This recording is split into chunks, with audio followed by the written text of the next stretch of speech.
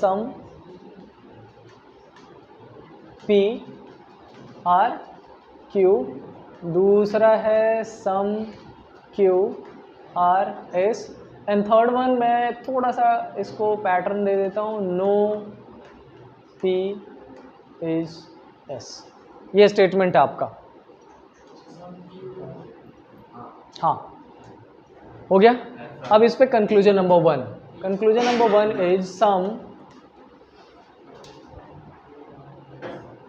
S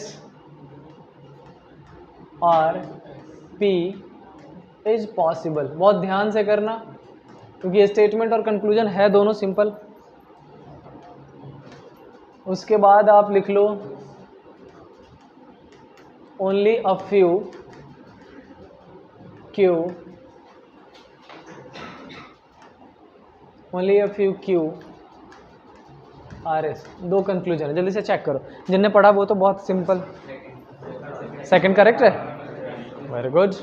first one नहीं है correct, confirm? एक बार रिव्यू कर लो आंसर, रिव्यू कर लीजिए बस। डन? 100% श्योर कि नहीं होगा?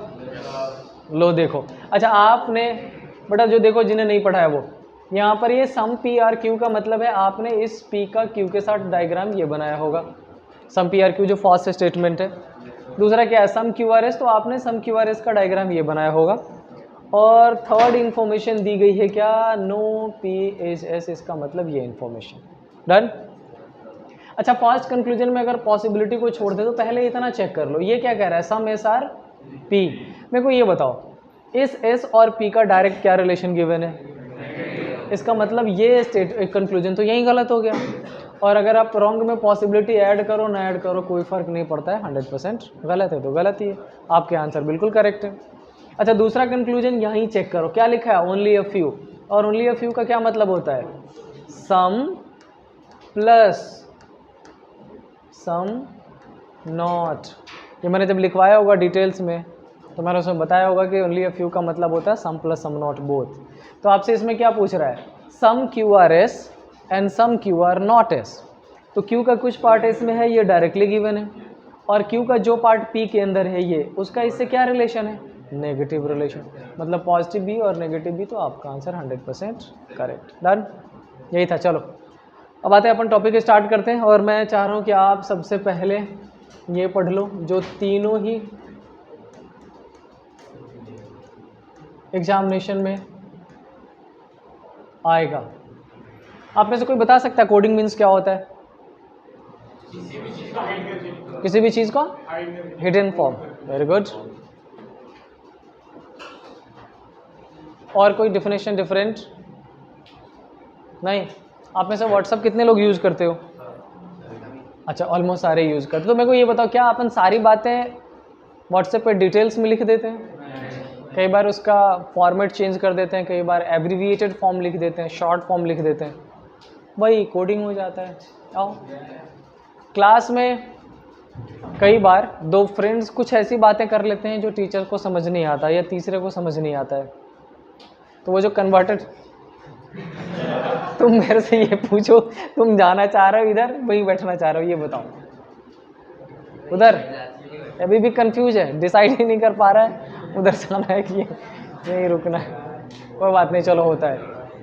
तो सुनो, when a meaningful word is converted into a meaningless, इसका मतलब हमने उसका कोड कर दिया है कुछ डिफरेंट फॉर्मेट में। और जब कोई भी ऐसा वर्ड जो मीनिंगफुल नहीं हो या प्रॉपर नहीं हो, जब उसको आप मीनिंगफुल में कन्वर्ट कर लेते हो, तब हम उसको क्या कर देते हैं, डिकोड कर देते हैं। जैसे सपोज कर लो यहीं से एक वर्ड मैंने ले लिया, ये वर्ड, और इसका कुछ डिफरेंट कन्वर्जन में करता हूँ। कोशिश करो आप ट्राई करने का, हो गया तो ठीक, नहीं तो मैं बताऊँगा। इसको मैंने ऐसा लिख दिया Y Q T and F, Y Q T F, एक एक वर्ड एडिशन कर दिया है इसमें मैंने, यस बिल्कुल कर दिया है। W के बाद क्या होता है X, मैंने क्या लिखा है Y, मतलब 1 का गैप और 2 का एडिशन है। अगर इसकी भी बात करें तो सेम कंडीशन, यहाँ भी सेम यहाँ भी सेम। अब समझो, जब इस वर्ड को मैंने इस फॉर्मेट में कन्वर्ट किया, इसका मतलब मैंने कोडिंग करी, लेकिन अगर आपके पास ये वाला पार्ट होता और आपको चेंज इसमें करना होता तब आप क्या करते? डिकोड करते। बस इतना सिंपल है, ठीक है। अब इस कोडिंग डिकोडिंग के बेसिक 4 पार्ट्स हैं, जिसमें सबसे बेसिक जो होता है उसको हम बोलते हैं क्या? Letter based. दूसरा पैटर्न आप इसमें पढ़ोगे जिसको बोलते हैं बाइनरी कोडिंग। थर्ड पैटर्न आप पढ़ोगे इसमें clock based coding. And fourth और लास्ट पैटर्न आप पढ़ोगे इसके अंदर जिसको क्या बोलते हैं? लॉजिकल। या नहीं पढ़ा? नोट डाउन करते चलिए। अब इस 4 पार्ट में सबसे पहले हम लेटर बेस्ड शुरू करेंगे, जिसके सबसे ज़्यादा क्वेश्चंस आपके तीनों एग्जामिनेशन में से CUET में पूछा जाएगा, मतलब जो ग्रेजुएशन वाले उनके लिए इम्पॉर्टेंट है। बाइनरी कोडिंग CA फाउंडेशन में भी पूछ सकता है, IP मैट में भी पूछ सकता है। ऊपर वाला दोनों ही आप सबके लिए इम्पॉर्टेंट है। बाकी जो नीचे वाले ये दोनों सेक्शन है वो फिलहाल आपके लिए नहीं है, क्योंकि ये या तो CSAT के पेपर में पूछा जाता है, यानी कि सिविल्स वाला जो होता है, या फिर कैट वगैरह, कैट जेट मेट में, तो वो इम्पॉर्टेंट नहीं है। हो गया नोट डाउन? अब देखो, ये जो आपका लेटर बेस्ड कोडिंग है इसके 3 to 4 डिफरेंट पैटर्न्स है। सबसे पहला पैटर्न इसका होता है जिसमें सिर्फ और सिर्फ अपन क्या करते हैं? एडिशन। दूसरा पैटर्न होगा जिसमें आपको क्या मिलेगा? सब्ट्रैक्शन। और थर्ड पैटर्न में क्या मिलेगा? एक्सचेंज। ये क्या होता है? ये सारी चीज़ें मैं बताने वाला हूँ। और इन तीनों ही कंडीशन में या तो प्लेस वैल्यू का यूज़ करेंगे अपन, या फिर किसका यूज़ करेंगे? अपोजिट का।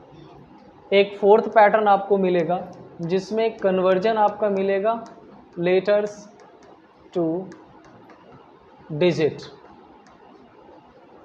और इस लेटर्स टू डिजिट के 3 डिफरेंट पैटर्न आपको मिलेंगे। इसका पैटर्न नंबर फर्स्ट ये होता है क्या? Single digit conversion. दूसरा डायरेक्टली प्लेस वैल्यू। और थर्ड ये आपका क्या हो जाएगा? अपोजिट। ये आपके लेटर बेस्ड में जितनी चीज़ें आ सकती है वो सारी चीज़ें मैंने यहाँ पर लिख दी है, आप भी इसको नोट डाउन करें। एंड देन अपन एडिशन, सब्ट्रैक्शन, एक्सचेंज से शुरुआत करेंगे। चेंज करूँ स्लाइड?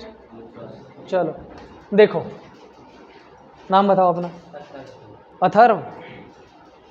Spelling THARV। अच्छा समझो, अगर मैंने इस अथर्व को चेंज करके कुछ ऐसा कर दिया,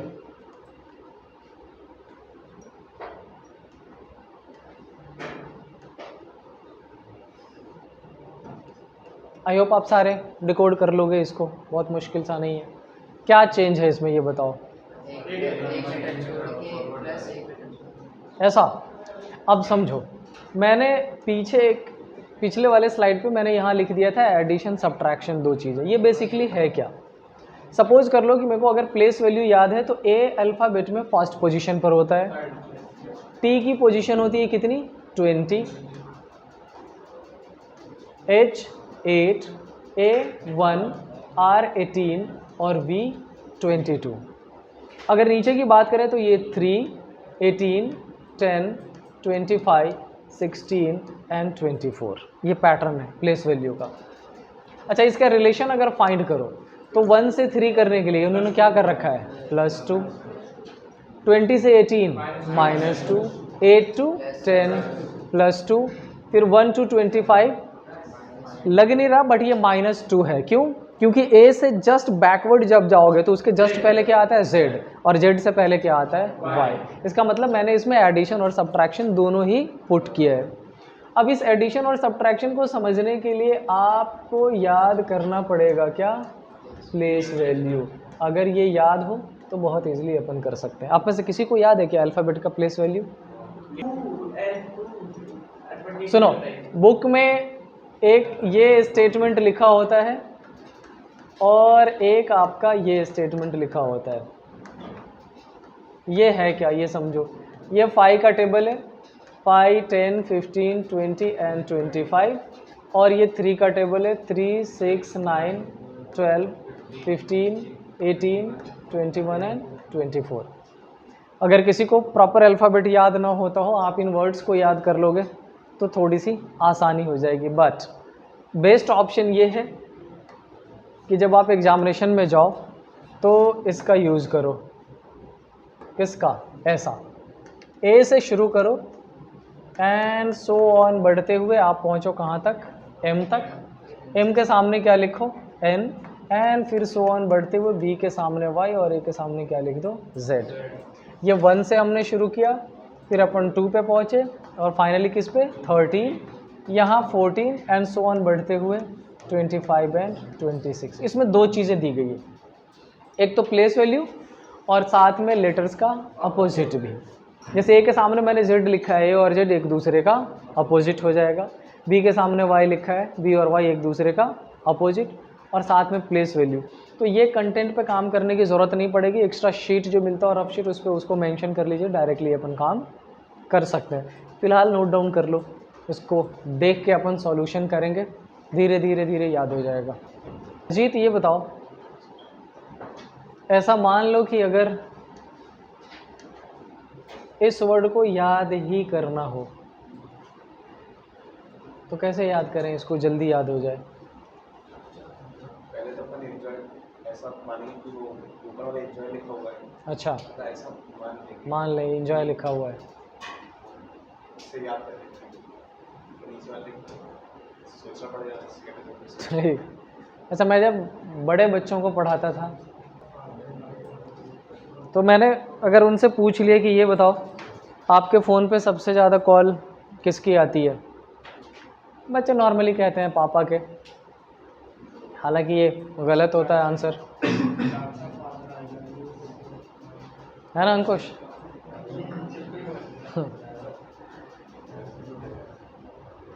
तो जिसका फ़ोन सबसे ज़्यादा आता हो, जिसमें पापा मम्मी को छोड़ के कोई थर्ड पर्सन हो, आप उसका नाम अगर कुछ टाइम के लिए सेफिलोरक्स रख दो, है ना अर्थ, तो आपको याद हो जाएगा। तुम्हारे पास अगर फ़ोन होता तो किसका सबसे ज़्यादा आता फ़ोन? हाँ, किसका? अजीत का क्यों आता? अजीत का क्यों आता? वो कह रहा नहीं, मैं तो अभी साइलेंट जोन में चल रहा हूँ, मेरे को पता ही नहीं है किसका आएगा। खैर, जिसका भी आता हो, जिसका भी आएगा उसका नाम चेंज कर दीजिएगा कुछ देर के लिए तो याद हो जाएगा। बहरहाल सी, ये सिर्फ कंटेंट क्रिएशन के लिए बुक में होता है, इसका कभी आप यूज़ नहीं कर पाओगे। टू बी वेरी फ्रैंक, जैसे सपोज कर लो कि मैंने एक वर्ड ये लिख दिया, ठीक है, और मैंने आपसे पूछ लिया कि उसको लव के नाम पे ही मुस्कुराहट आ गई है उसके चेहरे पे। अच्छा सुनो बेटा, तुम उसको अच्छा ठीक है ठीक है, जो भी है इधर देखो, मुझे पता है अभी आप लोगों को नहीं हुआ होगा। सपोज कर लो ये वर्ड याद, पहले मेरी पूरी बात समझो उसके बाद सुनो। अगर आपसे ये पूछा जाता हो कि इस वी का प्लेस वैल्यू क्या है, चूंकि ना तो इसमें वी मेंशन है और ना इसमें वी मेंशन है, तो अब आप क्या करोगे? वी के क्लोजेस्ट को ढूंढोगे। इसमें वी के क्लोजेस्ट कौन सा है? यू। अब आपको ऐसा याद करना पड़ेगा, C F I L O R, यानी 6 तो 18, यू 21 एंड देन वी 22। इतना काम करते करते आपका 30 सेकेंड्स वैसे ही गुजर जाएगा, मतलब आप ऑलरेडी क्या हो जाओगे? लेट। तो सिंपल सा ये कि आपको ए से लेके ई तक तो नॉर्मली याद रहता ही रहता है सबको, ए बी सी डी ई, और लास्ट के जो 2 लेटर्स है वाई और जेड, मैक्सिमम बच्चों को वो याद रहेगा। तो रिमेनिंग कितने लेटर्स हुए? 19। कोशिश करके उसको मेमोराइज ही कर लो, ऐसा कि कोई पूछे तो डायरेक्टली क्लिक कर जाए आपका। डन। अब मैं चाहता हूँ कि डायरेक्टली क्वेश्चन पे चलें, कुछ क्वेश्चन सॉल्व करते हैं, धीरे धीरे धीरे अपन याद भी करना शुरू कर देंगे। यस, आप अपना नाम बताओ। हाँ, देखो उसके नाम में ही लव है। तुम बताइए, स्पेलिंग बताओ बेटा। LA, मैं तो LOV समझ रहा था। NISH। चलो अच्छा, इसको मैं कन्वर्ट कर रहा हूँ, बट सी अगर कोई इसका लॉजिक क्लियर कर लो तो बोलना मत, बाकियों को अपने आप ही चेक करने देना ताकि कुछ आइडिया लगे अपन क्या कर रहे हैं। मैंने यहाँ पर लिखा OBE,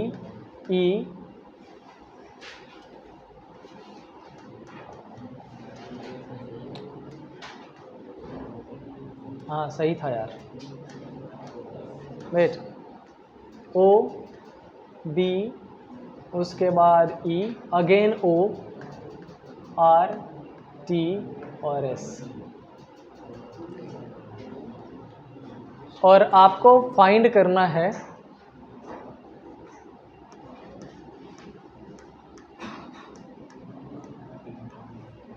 पर्पस का कोडिंग क्या होगा। अब समझो, इसमें ये कोडिंग डिकोडिंग में इसको बोलते हैं पैरेंटल वर्ड। इसका मतलब जब लवनीश को वो कन्वर्ट कर रहे थे हम इस वर्ड में, तो जिस लॉजिक का यूज़ किया गया है एग्जैक्टली सेम पैटर्न आपको वहाँ फॉलो करना पड़ेगा।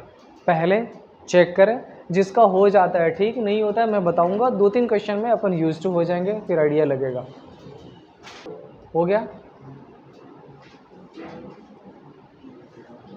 डन। आंसर मत बोलो, आंसर मत बोलो अभी, बाकियों को फाइंड करने दीजिए। अगर आपने क्वेश्चन नोट डाउन कर लिया है तो नंबर्स लिखे हुए वहाँ पर है, आप उसका यूज़ कर लो फिलहाल और उससे आइडिया लगाओ।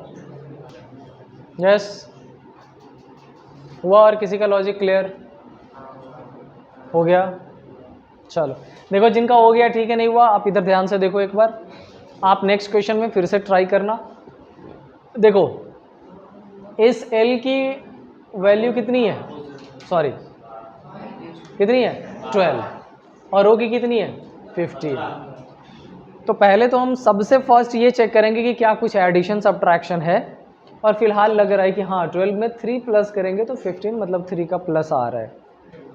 इस A की वैल्यू कितनी है 1 और B की वैल्यू कितनी है 2। अभी भी फिर से लग रहा है कि हाँ हो सकता है पहले में 3 प्लस, दूसरे में 1, फिर से तीसरे में 3 प्लस, चौथे में 1, कुछ ऐसा पैटर्न बन जाए। अपन चेक कर लेते हैं। V कितना है 22 और E क्या है 5। अब यहाँ पर ये ऑड सीरीज बन गया, मतलब एडिशन का कॉन्सेप्ट यहाँ से आगे नहीं बढ़ेगा। ठीक है, अब जब कभी आपके पहले पैटर्न में सब कुछ सही नहीं चल रहा हो, तब आपको ज़रूरत पड़ती है किसकी, अपोजिट फाइंड करने की। और अपोजिट फाइंड करने के लिए एक पैटर्न तो मैंने यहाँ पर आपको लिखवाया था, दूसरा अपोजिट फाइंड करने के लिए कुछ वर्ड्स होते हैं जो मैं अभी लिख दे रहा हूँ, आप उसको एक बार ध्यान से देख लेना। ये पेयर है U और F, B और Y, और मैं फिर से ये रिपीट कर रहा हूँ, ये इस वर्ड में जितने भी पेयर्स हैं वो सारे एक दूसरे के अपोजिट है। U F का अपोजिट, B Y का, L O का एंड V E का। सेम एज एक वर्ड इसके आगे G मेंशन कर दो, S H का अपोजिट, I R का और T G का। कुछ पेयर्स और बच रहे हैं, P K, M N, J Q, C X and D W। यहाँ पर मैंने जितने भी पेयर्स लिखे हैं वो सारे एक दूसरे के अपोजिट है, या तो नोट डाउन कर लीजिए उसका। चलो अब देखो इधर, ये जो L है ना, इसका अपोजिट आपको O दिखेगा इसमें, L और O एक दूसरे का अपोजिट है। तो सबसे पहले मैंने अपोजिट ले रखा है। इस अपोजिट के बाद A से B तक पहुंचने के लिए आपको क्या करना पड़ेगा, +1। तो अपोजिट +1, फिर V से E अपोजिट, देन N से O +1। मतलब अब आगे चेकआउट करने की ज़रूरत नहीं है, सबसे पहले अपोजिट है, देन +1, अगेन अपोजिट, देन +1। अब यहाँ से चेक कर ले, P का अपोजिट क्या होगा K, U में +1 V, R का अपोजिट I, P का opposite Q, then H, E में +1 करोगे F हो जाएगा। यही आएगा क्या आंसर? चलो नेक्स्ट क्वेश्चन पे आओ। नेक्स्ट क्वेश्चन थोड़ा सिंपल लिख रहे हैं। आप अपना नाम बताना बेटा। हाँ AKSH, क्या कह रहे हो? तो एडिशन सब्ट्रैक्शन में हो, ठीक है। चलो देखो, अगर इसको मैंने ऐसा लिखा C M V K E और X, बहुत सिंपल रखा है इस बार, बहुत सिंपल है। नहीं, बोलो मत। तो आपको फाइंड करना है इस बार इस वर्ड का रिमोट।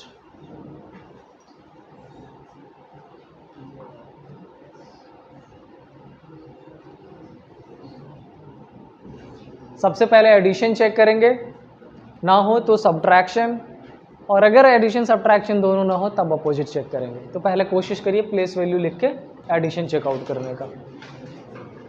किसका किसका हो गया ये बताओ। कोड आ गया है तो आंसर फिर फ्रेम हो जाएगा, कोड तक ही इंपॉर्टेंट है।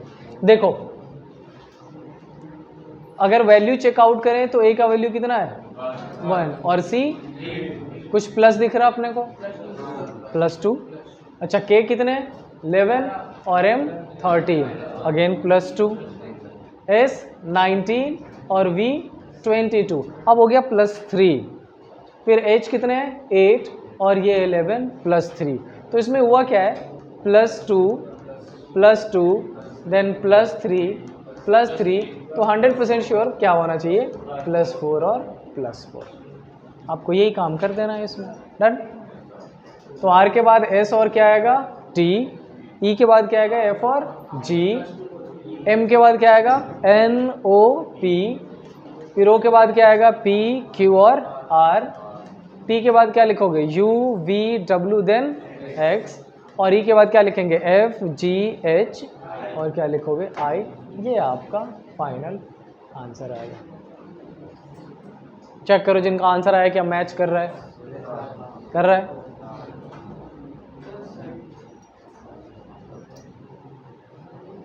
नेक्स्ट क्वेश्चन लिखूं। चलो आज एक और तो एटलीस्ट कर देते हैं क्वेश्चन। ये लो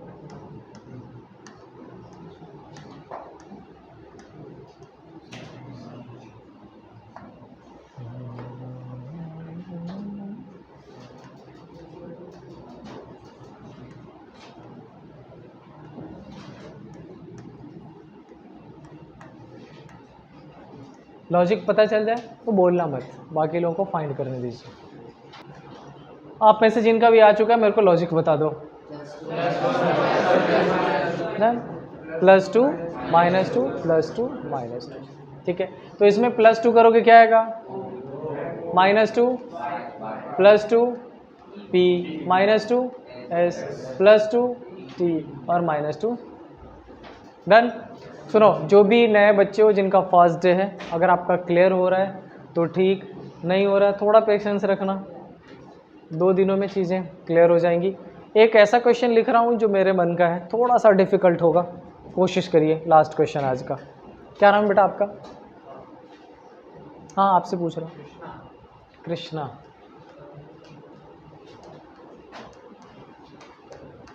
करेक्ट है स्पेलिंग? चलो ये लिखिए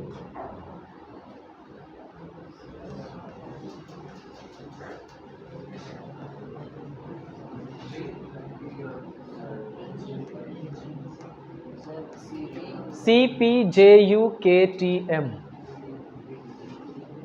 तो कृष्णा के पड़ोसी का क्या नाम है? हाँ दिव्यांश।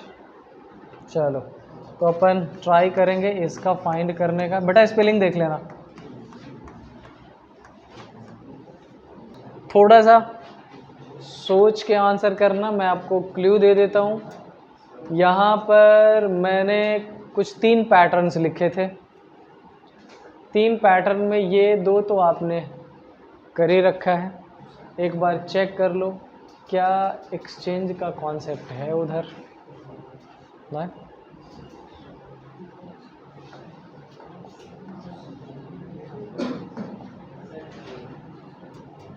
कोशिश करिए। डन? नहीं मैं बताऊं इसको।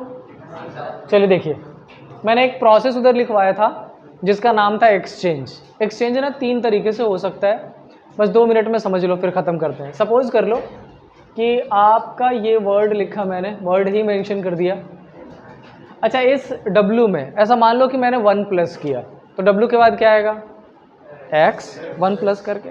लेकिन इस x को इसके सामने वाले पोजीशन पर ना लिख के कहाँ लिख दूँ लास्ट में। अच्छा इस O में +1 करोगे क्या आएगा P, आर में +1 करोगे क्या आएगा एस, और डी में +1 करोगे क्या आएगा ई। फिलहाल मैंने ये पैटर्न आपके इस क्वेश्चन में यूज़ किया था। के में +2 करो, के में +2 करोगे क्या आएगा, के के बाद एल और एल के बाद एम, लेकिन उस एम को मैंने इसके एग्जैक्ट नीचे ना रख के मैंने इसकी पोजीशन क्या करी थी, चेंज कर दी थी। आर के बाद एस और इसके बाद क्या आता है T, I J K S T U H I J N O P and A B C. इसी को बोला जाता है एक्सचेंज का प्रोसेस। एडिशन है बट एक्सचेंज के साथ। यहाँ भी कर लीजिए, डी में +2 करोगे, डी के बाद ई और ई के बाद क्या आएगा वी, वी को आप कहाँ लिखोगे, सबसे लास्ट में। और एच में 2+ करोगे तो एच के बाद आई और आई के बाद क्या आएगा जे, उसको कहाँ लिखेंगे, सबसे फर्स्ट में। एंड देन सो ऑन, जो प्रोसेस है उसको फॉलो कर दीजिए। डन। अच्छा ये बताओ, थोड़ा थोड़ा समझ आया? तो let me tell you the most important thing for the day, कि हमने आज जितना सिंपल पढ़ा है वो किसी एग्जामिनेशन में नहीं आता है। ये बस आपको मैंने इसलिए बताया कि आप थोड़े थोड़े यूज टू हो जाओ इस चैप्टर के साथ। इतना सिंपल नहीं आएगा, थोड़े अच्छे क्वेश्चन आएंगे, लेकिन ये कि अगर ये आप कॉन्सेप्ट समझने लग जाओ कि 3 चीज़ें आएंगी, एक एडिशन, एक सब्ट्रैक्शन और एक एक्सचेंज। एक्सचेंज में भी एडिशन आ सकता है और सब्ट्रैक्शन।